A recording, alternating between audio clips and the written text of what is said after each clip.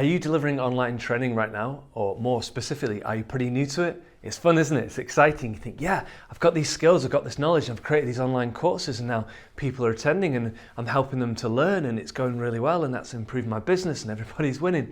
Well, what can you do to make sure that you're really getting the most out of that? Because you might not be a trained teacher, or you might just have all these skills and some communication skills and want to help people, and you're putting on these training sessions. And that's great, by the way, keep doing it.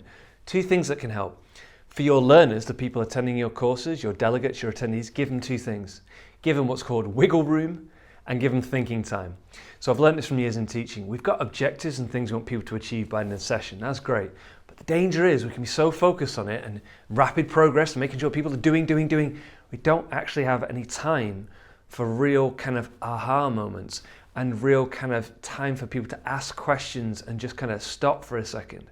So for example, it might be you do a delivery of 5 minutes demonstrating something, and then you just allow people a minute or two to just reflect on that. It's what we call wiggle room, allowing some time in between transitions where people can just kind of take on board what we're doing and what we're asking them. Because real learning is difficult, especially online learning, because people from a learner's point of view are trying to take in what you're saying without you in the room, and it can be quite difficult. So allowing them some wiggle room throughout the session to just kind of like, okay, I think I'm taking this in.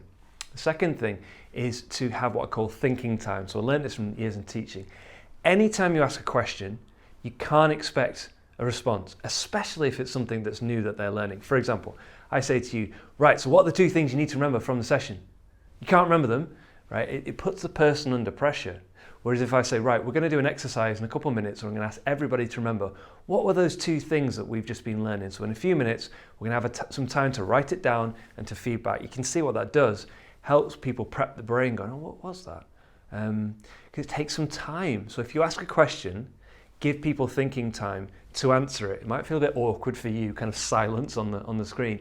So an even better way to do it is to say, prep them and say, in a few minutes, I'm going to ask you these questions, I'm going to be asking you these questions, and it helps them to think, oh right, she said that, he said that, so I need to be getting ready, right? And that's the way the brain works.